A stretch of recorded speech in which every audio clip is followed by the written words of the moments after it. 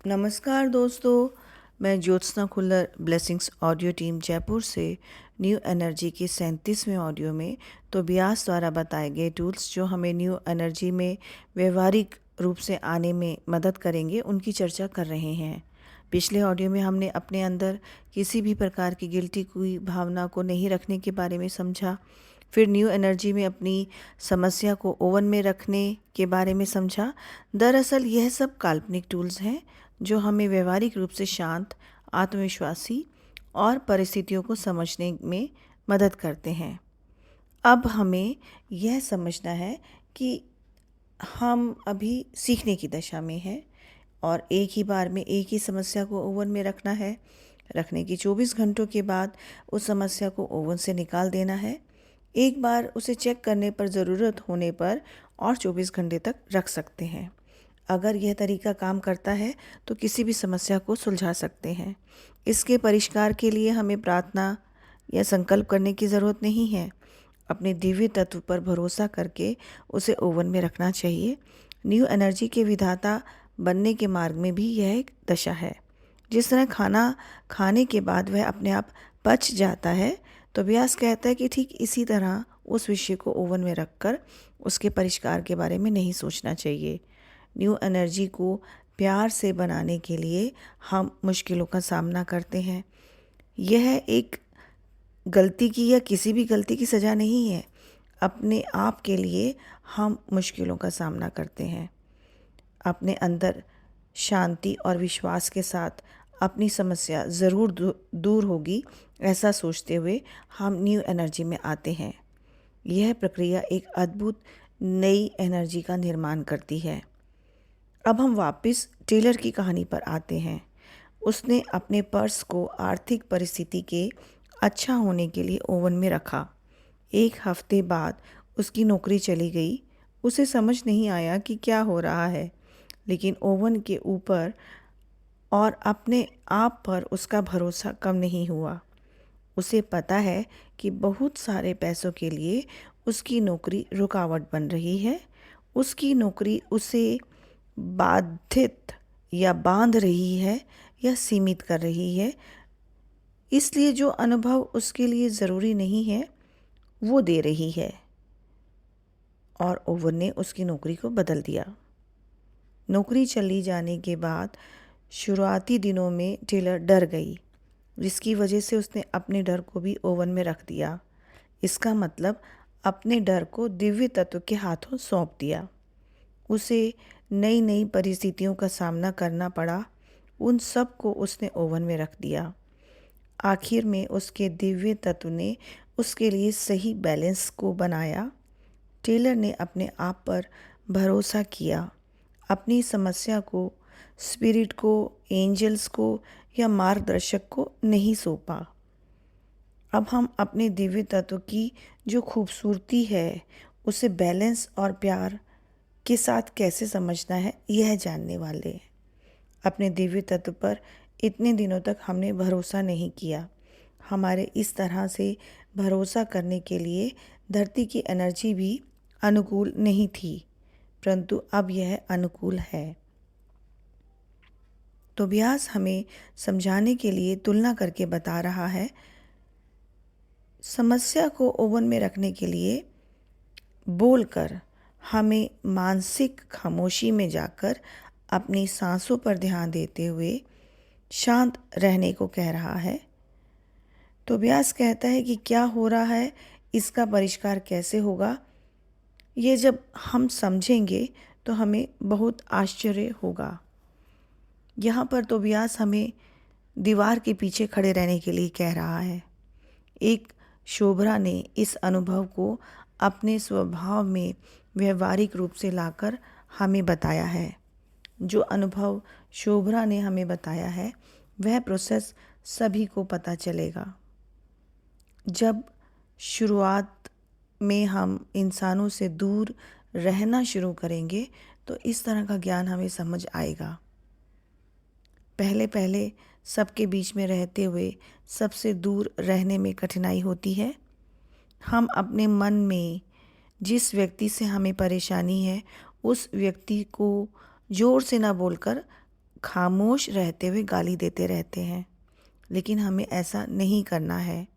कुछ दिनों तक हम इंसानों से मानसिक दूरी बनाए रखेंगे, मतलब दीवार के इस तरफ खड़े होना शुरू करेंगे। वह बातें जो हम मन में नेगेटिव बहस के साथ सोचते हैं वह कम हो जाएंगी।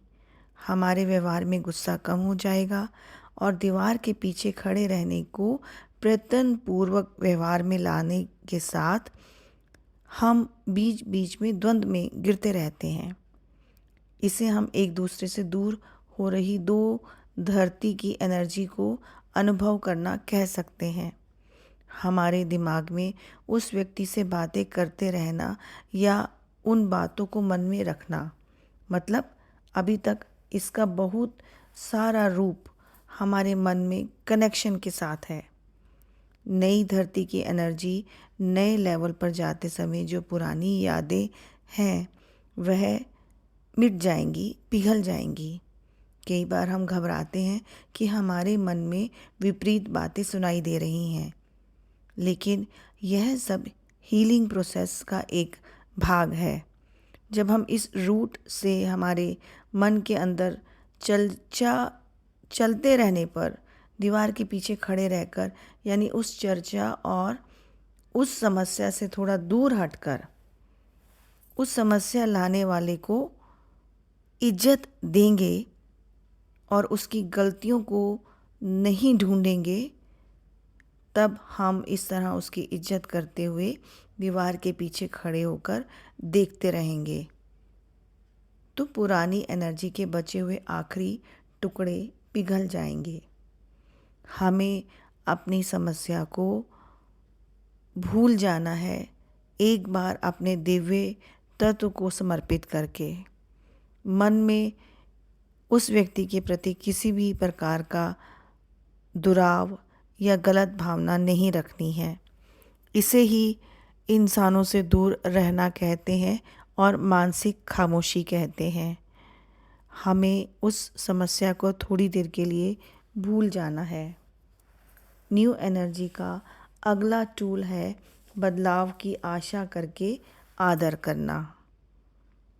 यहाँ पर तोबियास कहता है कि हम न्यू एनर्जी टेम्पलेट की सृष्टि के कार्यक्रम में हैं।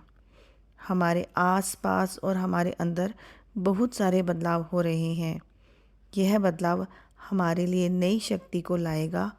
उसकी वजह से हमारे अंदर न्यू एनर्जी के शिक्षक होने के लिए जो बैलेंस, प्यार और सहानुभूति की ज़रूरत है वह पैदा होगी।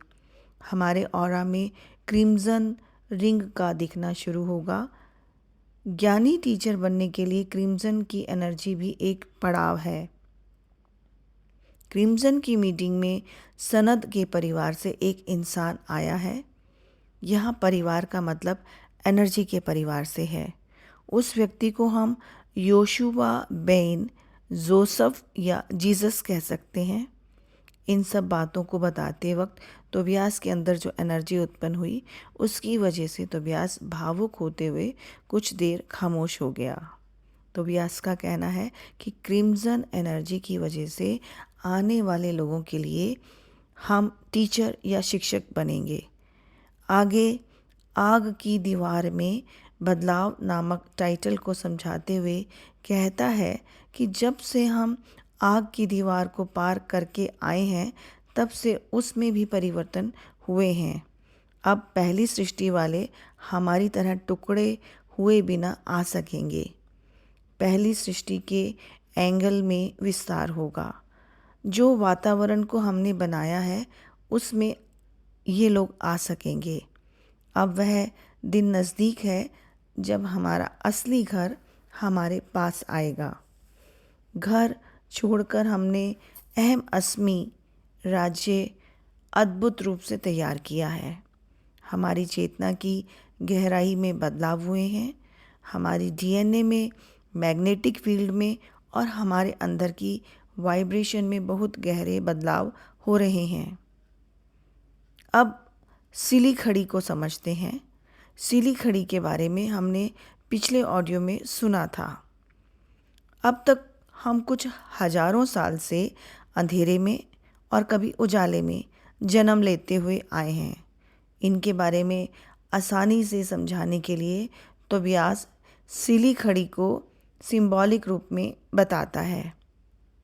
सिली खड़ी को हम परिस्थिति के रूप में भी कल्पना कर सकते हैं। अब यह माने कि दो सिली खड़ी सहज रूप से एक तरफ से सफ़ेद और दूसरी तरफ से काली होती हैं। कई बार अपने सहज रूप को छोड़कर कुछ बार सिली खड़ी पूरी तरह से सफ़ेद और पूरी तरह से काली होती हैं, और इस बदलाव को सिर्फ हमारे अंदर ही नहीं, धरती की चेतना के अंदर भी समझते हैं। कुछ देर तक अंधेरे में रहने और कुछ देर तक उजाले में रहना भी समझ सकते हैं। यानी कि जो सिली खड़ी सफ़ेद और पूरी तरह से काली है, जो पूरी तरह से काली है उसे हम अंधेरे में रहना समझ सकते हैं, और जो पूरी तरह से सफ़ेद है उसे हम उजाले में रहना समझ सकते हैं। अब दो सिली खड़ियों के शिफ्ट होने यानी अंधेरे और उजाले में एक तरफ से दूसरी तरफ तक शिफ्ट होने में 2000 साल लग गए, लेकिन अब वो शिफ्ट होने का प्रोसेस तेज हो चुका है। अब इस तरह का बदलना हर कुछ वर्षों में एक बार हो रहा है। उनका रंग इतनी जल्दी बदल रहा है कि कब अंधेरा है और कब उजाला है पता नहीं चल रहा। अंधेरे के बिना या रोशनी के बिना स्वच्छ रूप से रहने वाले मानव बहुत कम हैं। उस स्वच्छता में सफ़ेद या काला रंग स्पष्ट रूप से नहीं दिखाई देगा। यह दोनों मिलकर धूसर रंग में होते हैं, यानी कि ग्रे कलर में होते हैं, और यह तीसरी सिलखड़ी है। यह बहुत स्वच्छ सिलखड़ी है। धूसर रंग के पत्थर में सफ़ेद और काले दोनों तरह के रंग होते हैं। तीनों तरह की सिलखड़ी ओल्ड एनर्जी में है। इन तीनों में अंधेरा और उजाला है, और इसी तरह की भावनाएं हमारे अंदर होती हैं, यानी कि अंधेरे वाली भावनाएं और उजाले वाली भावनाएं। जब तक इस तरह की भावनाएं हमारे अंदर रहेंगी तब तक समझो कि हम ओल्ड एनर्जी में ही हैं। जो लोग खुशी में रहते हैं, मस्त रहते हैं, उनकी इज्जत करनी चाहिए। बहुत से लोग मुश्किल समस्या को सुलझा रहे होते हैं, उस समस्या पर काम कर रहे होते हैं। ये लोग काला या सफ़ेद की तरफ ना ध्यान देकर अपने काम में लगे रहते हैं, स्थिर रहते हैं। उन्हें धूसर रंग वाला कहा जाता है, लेकिन द्वंद्वत्व की जानकारी उनके अंदर भी होती है। द्वंद्वत्व के बीच में जो रसातल है, ये लोग उसकी मरम्मत कर रहे हैं। उनके श्रम को पहचान कर उनकी इज्जत करनी चाहिए, और जो ये लोग काम करते हैं उसको सम्मान देना चाहिए। दोनों रंगों को स्वीकार करके उसमें स्थिर रहने से कुछ नया होता है, एक नई परिस्थिति बनती है। काला या सफ़ेद मिलकर धूसर का रंग बनाते हैं, और यह रंग स्फटिक जितना स्वच्छ रूप से बनता है। हमारे अंदर की दिव्य एनर्जी को बाहर लाने वाला यही स्फटिक है। अब तक हमारे अंदर जो एनर्जी है उसे यह स्फटिक जागृत करेगा। नई सिली खड़ी का मतलब चौथा स्फटिक इन तीनों के बीच में आता है, और इस तरह के स्फटिक को न्यू एनर्जी का लक्षण भी कहते हैं। उसमें द्वंद्व का समन्वय नहीं है और द्वंद्व की प्रस्तावना भी नहीं है। चौथे स्फटिक के आने के बाद पहले की 3 सिलखड़ी अपने अंदर की लड़ाइयों को भूलकर एक हो जाएंगी, और ये तीनों मिलकर चौथे को अपने पास नहीं आने देंगे। ओल्ड एनर्जी में जाकर न्यू एनर्जी आते वक्त हमारे कंधे और पीठ में दर्द होता है। हमारे अंदर इमोशनल लड़ाई होती रहती है। ऐसा लगता है कि हमारे विचारों में बैलेंस नहीं है। कोई भी रंग नहीं होने के कारण हम स्वच्छता तक पहुंच नहीं पा रहे हैं। हमारे अंदर जो पुरानापन है वह इस नवीनता को अवधारणा करने की कोशिश में लगा रहता है। पुरानी सिलखड़ी और नवीनता के बीच में आने के लिए जो रुकावट बनती है, तब नई सिलखड़ी उनसे कहती है कि वह उन सब के साथ मिलकर रहने के लिए आई है और वो नई नहीं है। वो उनसे स्नेहपूर्वक बात करती है। नई सिलखड़ी हमारे अंदर स्थिर होते हुए पुरानी सिलखड़ी से मिलकर एक समरसता उत्पन्न करती है। जैसे जैसे पुरानी सिलखड़ी और नई सिलखड़ी एक दूसरे को स्वीकार करते हैं, वैसे ही हमारे अंदर शांति आती है और ये नई सिलखड़ी पुरानी सिलखड़ी से भी ज़्यादा शक्तिशाली हो जाती है। धीरे धीरे चौथी सिलखड़ी का राज होगा और लड़ लड़ कर थकने वाली ये 3 सिलखड़ी नई सिलखड़ी के कंपन को स्वीकार करना शुरू कर देंगे। यानी कि पुरानी सिलखड़ी में अंधेरे और उजाले के बीच का द्वंद्व खत्म हो जाएगा। आज के ऑडियो में इतना ही। धन्यवाद।